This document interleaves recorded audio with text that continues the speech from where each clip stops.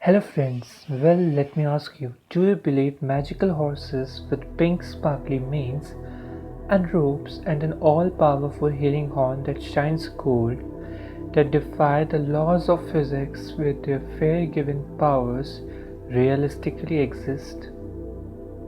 Well, they do, but in imagination only. However, unicorns were not completely made up.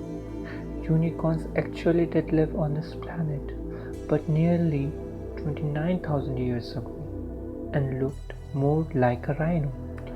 Scientists believe this beast would have been a contemporary of Homo sapiens settlers, which may indicate a possible source of inspiration for the magical horses. How did the legends of unicorns get started? In ancient times, there was a book which circulated in various countries. Its name was Bestiaries. Bestiaries was a collection of books in which various beasts and their powers or the myths were written. Many people feared tigers and saw their faces as hideous smiles of human figures. So, Manticore was born. Manticore was nothing but a fear of humans towards tigers. People wanted horse to fly in wind, so they gave unicorns wings. People wanted the horns of different deers to be magical, so they gave the power of purity and healing, and hence came the legends of unicorns. In ancient times, when people thought of horses, they thought of flying in the wings. And when people saw rhinoceros and different animals like narwhals for their horns, they sought it for their beauty. Narwhals and rhinoceros were the main starting of legends of unicorn. The answer may seem odd and a tad bit strange, but let's start in an order. The first mentioning of a unicorn was made by a Greek historian Ctesias, approximately 5th century BC. In his book Indica, that is about India or on India, he describes the unicorn as a large white beast with a dark red head, dark blue eyes, and a red horn. It is presumed the animal he described as such was a rhinoceros. In ancient times, when people were not able to roam around the world, they provided fantasy and myths to different countries, like India was a mythical country for people. Then is Persia, which was a mythical country for the sailors of that time. Most probably, Ctesias heard someone's vague description of a rhinoceros during his trip to Persia, that is, the present-day Iran, and his mind conjured a different idea or image of the animal. As Ctesias was a physician and a medical doctor of that time, he attributed to the horn magical powers of healing and even said the horn can be used in antidotes and aphrodisiacs. Eventually, when Marco Polo in his travels saw the real face of the unicorn, he was disappointed to say the least.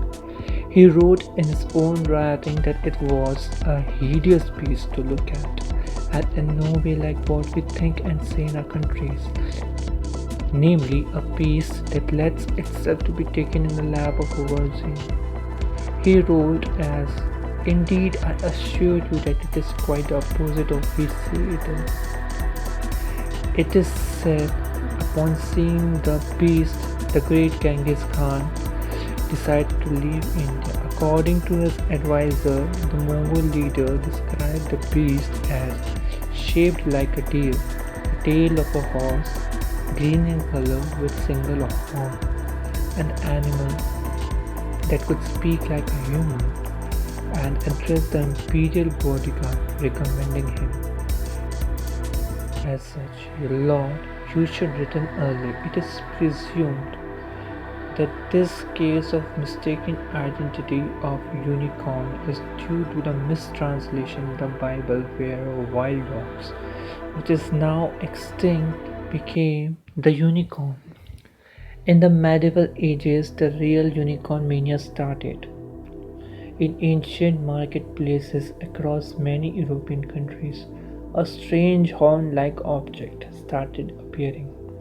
They were sold as unicorn horns that had incredible healing powers. It appears that a Viking, or at least a Scandinavian traveler, sold the tusk, which was then mistaken by European traders to be the horn of a unicorn. Eventually, the Vikings exploited the European belief and sold in abundance the magical horn for incredibly high prices. The buff worked, as no one except the Vikings saw a narwhal. In 1577, Martin Frobisher, a British seaman, found a dead narwhal. When they thought that was a rare sea unicorn, Queen Elizabeth I had brought this unique unicorn tusk for a prize and fortune that was said to have built under the castle at that time.